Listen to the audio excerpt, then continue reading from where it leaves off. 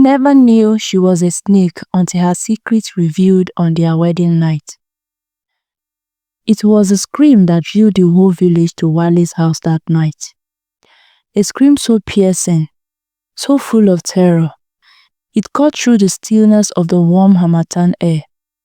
When we arrived, breathless and wide-eyed, we found Wale standing outside his hut, shaking as though he had seen death itself. His face was pale, his hands trembling, and his words were incoherent. The door to his hut was wide open, but none of us dared step inside. All he kept saying over and over was, "She's not human, she's not human."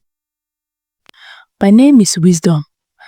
I was there that night, standing among the crowd of villagers who had gathered to witness whatever nightmare had unfolded. Wale was one of us, a quiet man with a strong back and a good heart. We all celebrated with him just hours before at his wedding. He had married Chioma, the most beautiful woman any of us had ever seen. Her beauty was otherworldly, with skin as smooth as river stones and eyes that seemed to hold the secrets of the universe. But now, standing before us, Wale looked like a man who had peered into the abyss and barely escaped. "What happened?" Mama Nnoma, the oldest woman in the village, demanded. Her voice carried authority, and even in the chaos, everyone quieted to hear Wale's answer. He swallowed hard, his Adam's apple bubbling like it was trying to escape his throat. She shed her skin," he whispered, his voice barely audible, "right before my eyes. She's a snake wearing a human's face." A collective gasp rippled through the crowd. Whispers began to spread like wildfire. A snake? Is he mad? Could it be a curse? What kind of man is this? But Mama Nnoma silenced us all with a single raise of her hand. She turned her sharp eyes on Wale, her wrinkles deepened as she scrutinized him. "You must tell us everything, Wale, from the beginning." And so he did. Wale's story began months earlier when he first met Chioma by the river he had been fishing. As he often did, when he saw her, she was sitting on a rock, her long dark hair cascading down her back, her bare feet dangling in the water. She looked like she belonged to the river, as if it had bettered her from its depth. Wale was captivated. "I've never seen you here before," he said, approaching cautiously. She turned to him with a smile that could melt even the hardest of hearts. "I'm new to this village," she said, her voice soft and melodic. "My name is Chioma." From that day on, they were inseparable. Chioma was unlike anyone Wale had ever met. She was kind, intelligent, and mysterious. She spoke of places far beyond our village, places none of us had ever dreamt of. But there was something strange about her too. She never ate in public, always covering her mouth with her hand when she laughed. And though she spent hours in the sun, her skin never tamed. Still, Wale was smitten. He couldn't see past her beauty and charm. When he announced his intention to marry her, the village was abuzz. Some were happy for him, others were skeptical. But Chioma won us over at the wedding. She danced like the wind, her laughter filling the air. Even the elders, who rarely approve of anything, nodded in approval.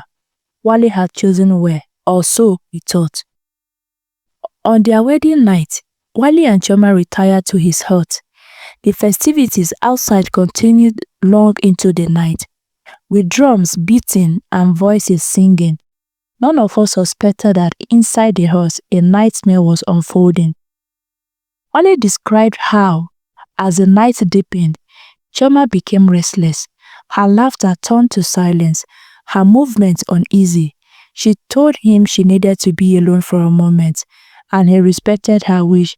But curiosity got the better of him. Through a crack in the door, he watched. He saw her standing in the moonlight, her hands trembling as she reached for her face, and then, as if peeling away a mask, she shed her skin. Her human form fell away, revealing scales that shimmered like liquid gold. Her eyes, once warm and inviting, now glowed like embers. She was a serpent, her body coiling and uncoiling into the pale light. Wale screamed, and Chioma turned to him, her expression a mix of sorrow and regret. "I didn't want you to find out this way," she said. Her voice no longer melodic but hissing, echoing like a whisper carried on the wind. He fled the hut, running blindly into the night until he reached us. The next morning, the village gathered to decide what to do. Chioma was nowhere to be found. Some believed she had fled into the forest. Others thought she had vanished into the river. Mama Norma and the other elders deliberated for hours, their voices rising and falling as they argued over the truth of Wale's story. "Such things are not unheard of," Mama Norma said finally. "There are tales of spirits taking human form, of creatures who walk among us disguised. But why would she choose Wale?" Wale could offer no answer, and neither could anyone else. But then a traveler arrived. An old man with a staff adorned with carving of snakes. He claimed to know Chioma. "She's a guardian spirit," he said. "She protects the river and the forest, but she has broken the sacred law by marrying a mortal. Her punishment will be severe." The traveler led us to the river, where he performed a ritual to summon Chioma.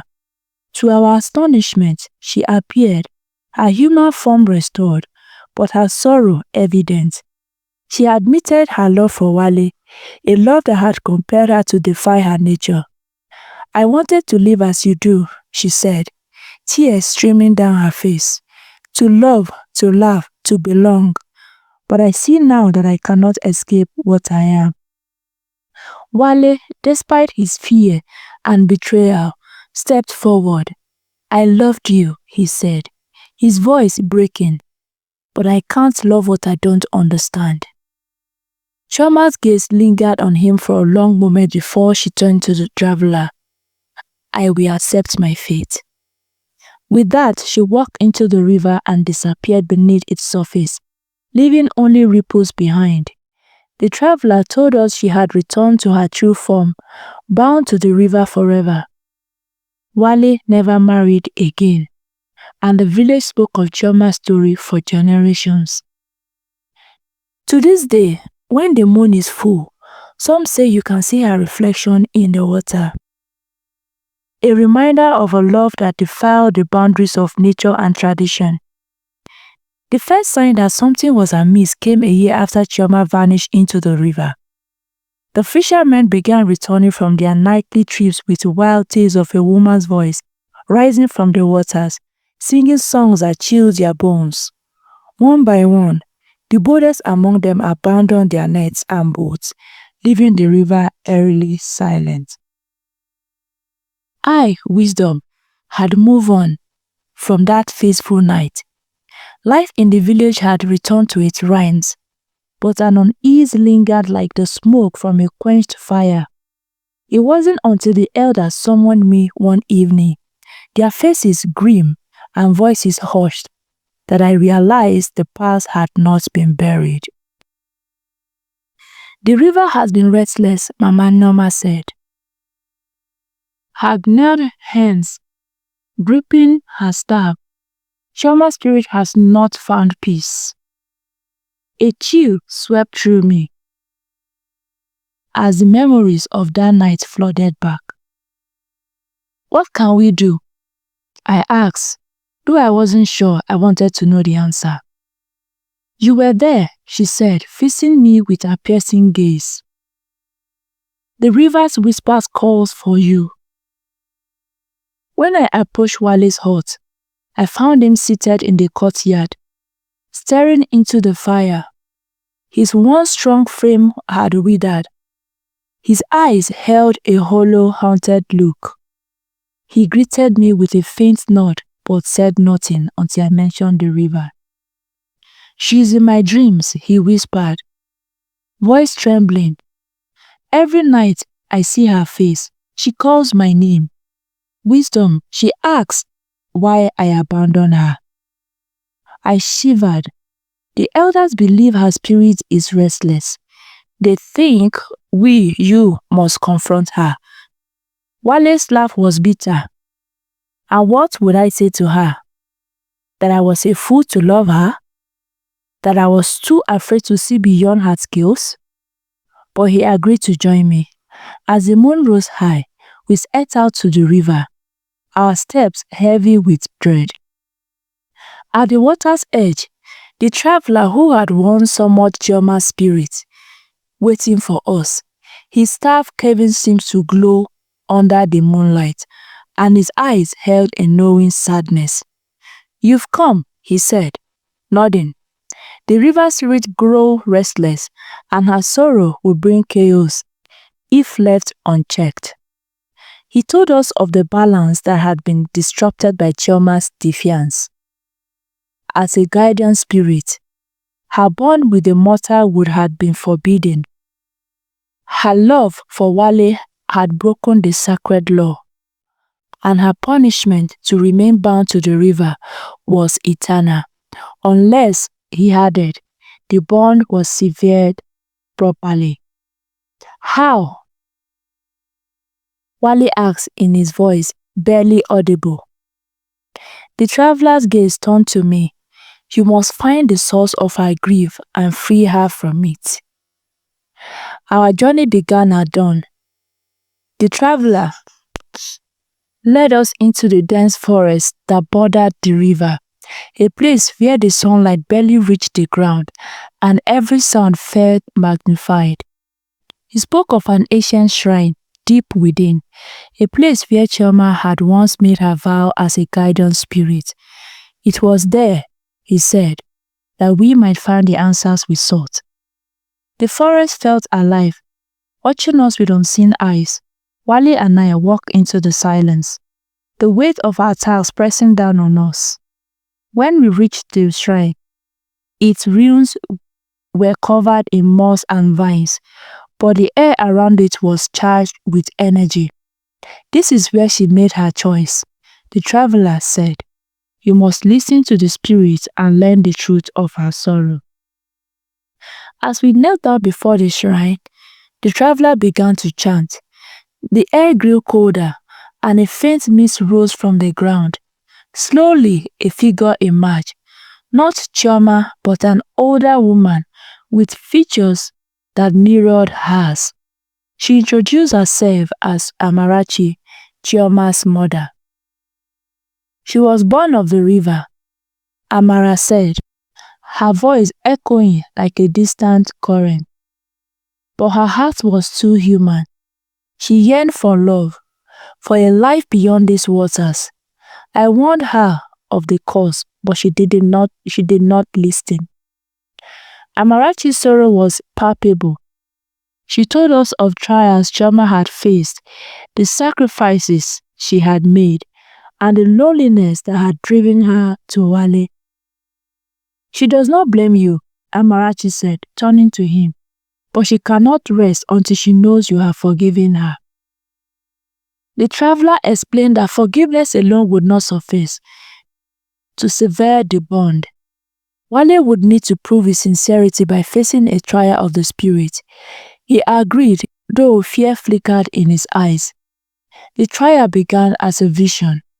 Wale found himself in a memory of their happiest day together. But as the scene unfolded, shadows crept in, distorting the joy into despair.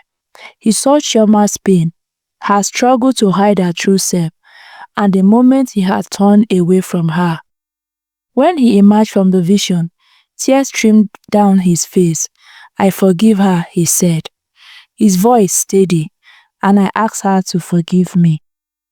That night, we returned to the river. The traveler performed another ritual, and Chioma appeared, her form shimmering between human and serpent. Her eyes met Wale's, and for a moment the world seemed to hold its breath. "You have freed me," she said, her voice soft but resonant. "But there is one last thing I must do." She turned to me. "Wisdom, you have witnessed my story. Promise me you will tell it, so others may learn from it." I nodded, my throat too tight to speak. Chioma's form began to fade, her body dissolving into the river's current. As she disappeared, the waters grew calm, their surface reflecting the stars. The traveler declared that the balance had been restored, but the loss was bittersweet. Wale stood at the river's edge for a long time, his expressions unreadable. When he finally turned away, he looked lighter, as though a burden had been lifted. In the days that followed, the river's bounty returned. The fishermen spoke of calm waters and plentiful fish, and the village began to thrive again. Mama Norma declared it a sign of Chioma's blessings, and the people built a small shrine in her honor. Wale became a different man, quieter but more compassionate. He often visited the river, leaving offerings and whispering prayers. As for me, I began to write, preserving her story so it would never be forgotten. Years later, I told Chioma's tale to a group of children by the fire. They listened with wide eyes, their imaginations captured by the story of the serpent woman who had loved too deeply. One of them asked if the story was true. I smiled and looked towards the river, where the moonlight danced on the water. "Some say it is," I said, "and if you listen closely, you might hear her song in the whispers of the river." The children's laughter echoed through the night, but I couldn't help feeling that Chioma's spirit lingered, watching over us all.